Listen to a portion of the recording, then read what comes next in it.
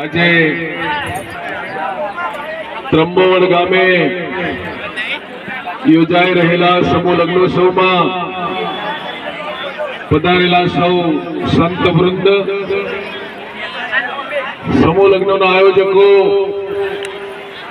ભાઈ શ્રી જયંતિભાઈ સરપંચ, ભાઈ શ્રી કેમ ઠાકોર, ભાઈ શ્રી ઉદયસિંહભાઈ, ભાઈ શ્રી રાજુભાઈ, ભાઈ શ્રી અરવિંદભાઈ અને એમની આખી ટીમ, મારા સાથી ભાઈ શ્રી સોમભાઈ સોલંકી અને ગામે ગામથી પધારેલા સમૂહ લગ્નમાં જોડાયેલા સૌ નવદંપતિઓ, એમના વાલીઓ, સગાવાલા ભાઈઓ, બહેનો અને માતાઓ, આજનો સુંદર મજાનો આ મેળાવડો સમાજનું સરસ મજાનું મંગલ કાર્ય આ ટીમ દ્વારા જ્યારે થઈ રહ્યું છે ત્યારે આયોજકોનો આભાર તો માનું છું.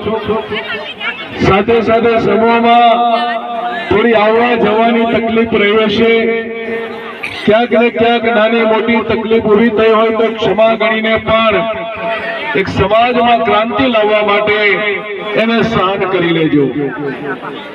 બહુ લાંબી વાત કરવી નથી. અહીંયા સંત વૃંદ પણ પધાર્યા છે, એમણે પણ વાત કરી હશે, પણ બે ચાર વાતો પર ધ્યાન આપવા માંગુ છું કે સમગ્ર ગુજરાત અને ભારતમાં ક્ષત્રિય સમાજ વિશાળ પાયામાં પથરાયેલો છે.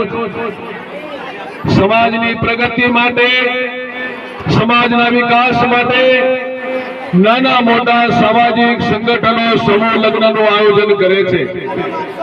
કોઈ દીકરા દીકરીઓને ભણવાનું આયોજન કરે છે, શિક્ષણનું આયોજન કરે છે, કોઈ વ્યસન મુક્તિનું કામ કરે છે.